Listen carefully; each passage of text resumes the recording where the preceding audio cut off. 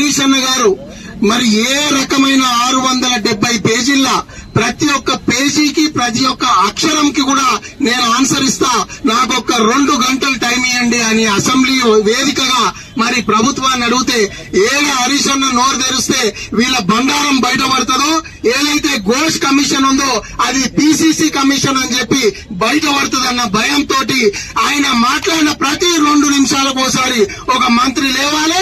33 సార్లు మొన్న అసెంబ్లీలో మన ప్రియతమ నాయకులు హరీష్ రావు గారు మాట్లాడుతుంటే మంత్రులందరూ ఆపడం జరిగింది.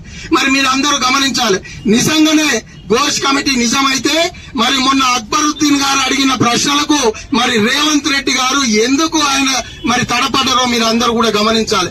అక్బరుద్దీన్ గారు 3 మంచి ప్రశ్న అడగడం జరిగింది.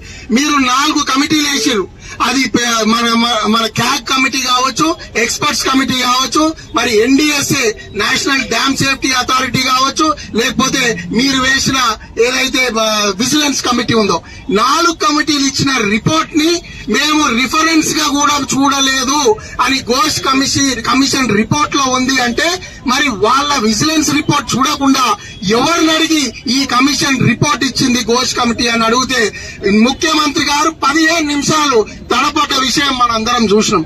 మరి నిజంగానే నిష్పక్షపాతంగా కక్షపూరితం కాకుండా మరి ఘోష్ కమిటీ వేసి దాని నివేదిక నిజంగానే ఇచ్చినట్టయితే మరి మొన్న ముఖ్యమంత్రి గారు ఎందుకు తడపడ్డారని చెప్పి మనం ఒక్కసారి ఆలోచించాలి. మరి నిజంగానే ఘోష్ కమిటీ కరెక్ట్ అయితే ఒక్క ఎల్ఎన్టీ తప్ప మిగతా ఒక్క కాంట్రాక్టర్ పేరు కూడా అందులో ఎందుకు మెన్షన్ చేయలేదో మనందరం ఒక్కసారి ఆలోచించాలి.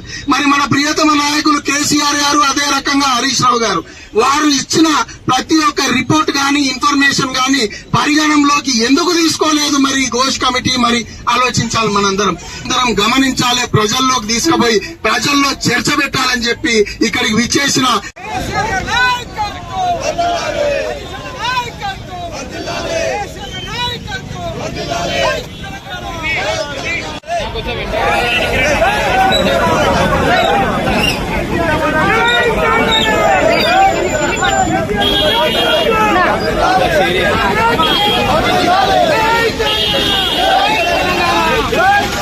కూడా లేపు పట్టుకోండి, ఎన్నుకున్న వాళ్ళకి ఇవ్వండి.